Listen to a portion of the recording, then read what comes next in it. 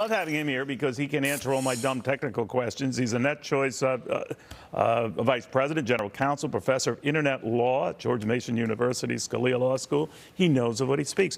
Carl, I want to ask the most maybe simplistic question first, and that is it feasible to take TikTok down? In other words, to remove it from all devices in the United States?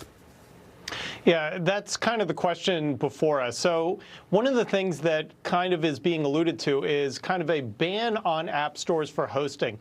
But if you look at the legislation a little bit more closely, it goes well beyond app stores to actually implicate internet service providers, so like Verizon, Comcast, AT&T, being prohibited from even transmitting TikTok over their tubes. So it kind of raises some questions with respect to implementation. Would the internet service providers have to start doing what's called deep packet inspection, actually looking at the contents of our data as it goes over their tubes? And that's kind of scary from a privacy perspective.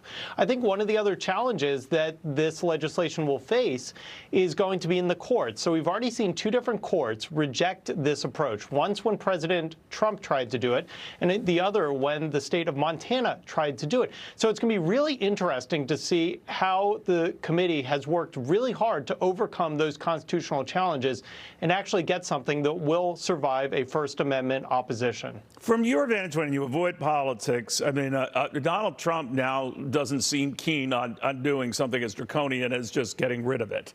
I don't know what changed his mind or whatever, but bottom line, he seems to have reversed himself, and there are a lot of Republicans who follow his every word and quasi-order.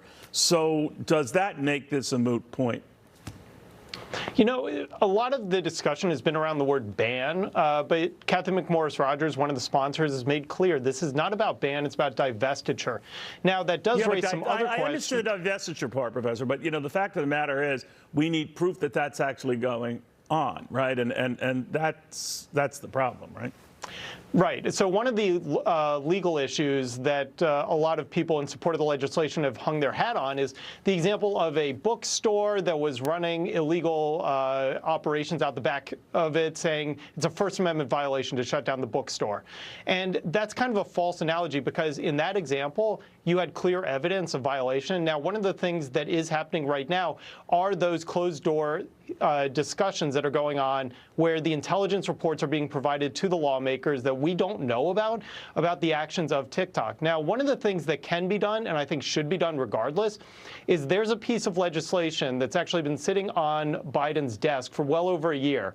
It's basically going to authorize government officials to go into TikTok servers and make sure that data is not being transferred illegally to China. It's called Project Texas.